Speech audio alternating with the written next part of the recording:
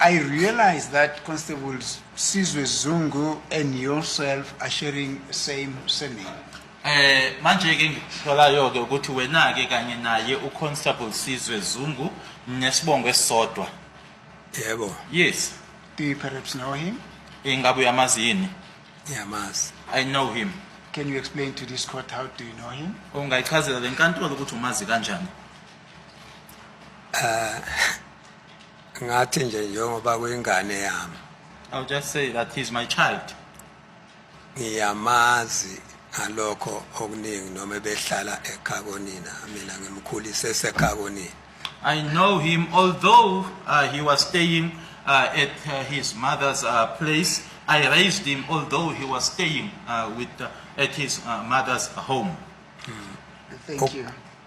Ukukhula kwakhe ke ngiyamazi wakhula ke wase umuntu oqeda esikoleni wasethi usethola usafuna umsebenzi. I know him whilst growing up. He grew up. He then completed his schooling, and then he informed me that he was now looking for employment. Yes.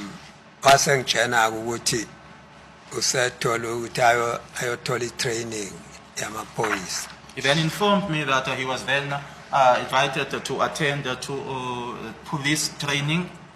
Ngase ngiyakubonga ke nami lokho ukuthi usebe nethuba lokuthola umsebenzi ngaphansi kahulumeni. I was also grateful that he now had an opportunity to get employment from the government. Wabuya ke sebuya ke sengitshena ukuthi useqedile usela ngakho umthetho ukuba iphoyisa ufuna ube ne driving license. He then came back, informed me that he completed his his training, and then that it was then required of him now for the job that he was to do to have a driver's license. Ngakwazi ukumkhokhela ke nokunye nje okuzindle ngamkhokhela ukuthi awuthola ilicense yakhe. I was then able to pay for him to be able to get that driver's license, as well as other needs or things that he needed. I paid for that. Nokunye okungiphazamisile nje ngaye uke wasuka eseqashiwe sesebenza wathanda nje ukwenza into engasile le engalungile le ekhaya kodwa ke sabuye sakhuluma ke saqeda ngazama ukumyala. The other thing that disturbed me about him was that after now getting employment, he came back, he would go home, and then he would then do things or something that is just not good.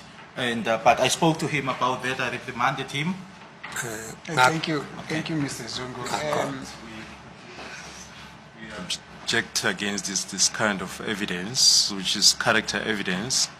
It is irrelevant and inadmissible.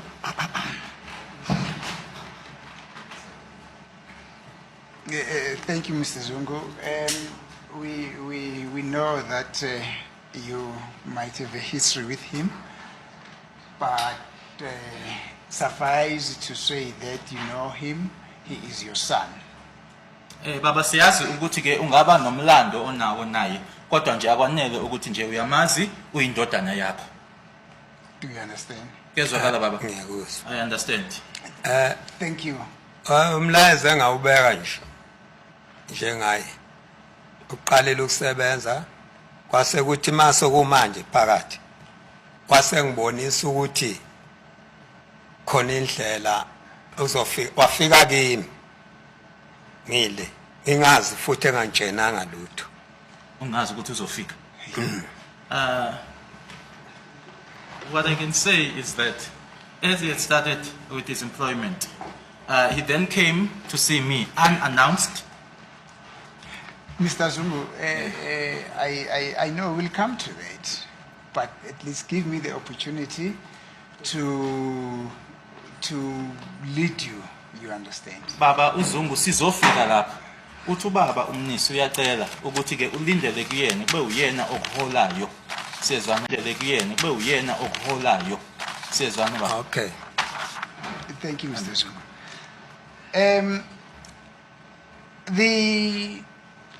Your name